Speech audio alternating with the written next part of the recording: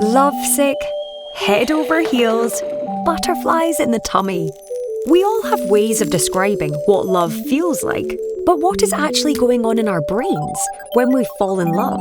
And how do we know how to distinguish lust from love?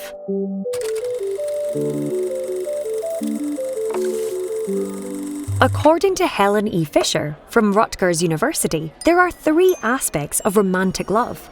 Often lust comes first, but not always. For some people who are asexual, it may not happen at all. But for those who do experience lust, it's driven by the hormones estrogen and testosterone. They affect our libido, the sex drive. It may feel purely carnal, but in fact, it's about the urge to mate and pass on your DNA via offspring. Without lust, it's fair to say, our species would not survive.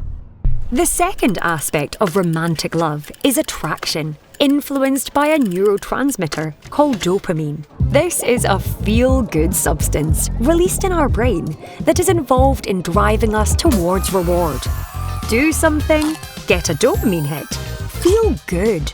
Eventually, dopamine will push us towards repeating that behaviour.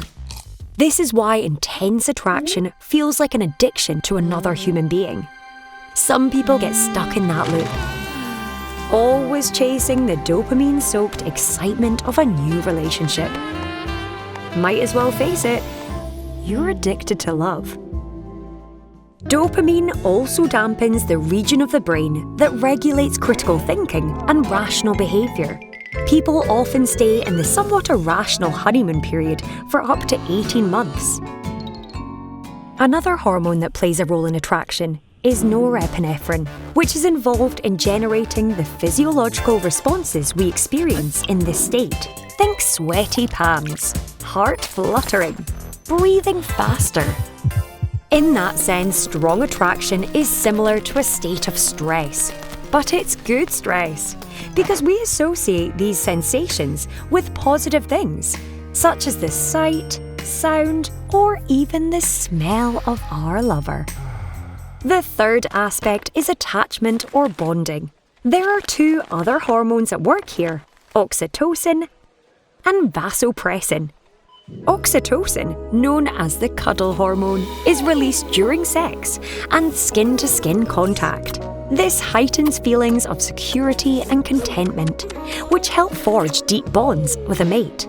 In some people, negative experiences as a child can affect the oxytocin system, making it harder for them to form attachments as adults.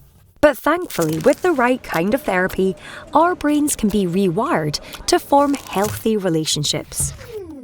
As for vasopressin, this is released directly after having sex, and it too produces feelings of contentment. This may have a taming effect on more promiscuous people by triggering the neural reward system, encouraging you to want to stay with the person you love.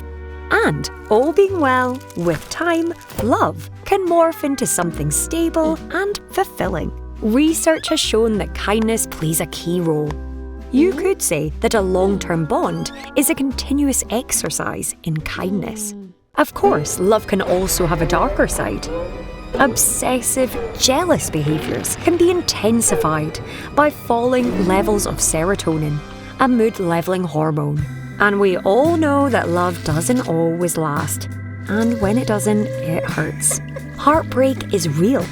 It's known as broken heart syndrome and can even be mistaken for a heart attack. The emotional stress that accompanies breakups releases chemicals that usually signal physical pain. So our brain interprets the breakup as intensely painful. But despite the heartbreaks, the sweaty palms, and the irrational behaviour, people fall in love and stay in love every minute of every day. Because those dopamine hits can feel amazing. So even if it doesn't always feel like it, the head really does rule the heart.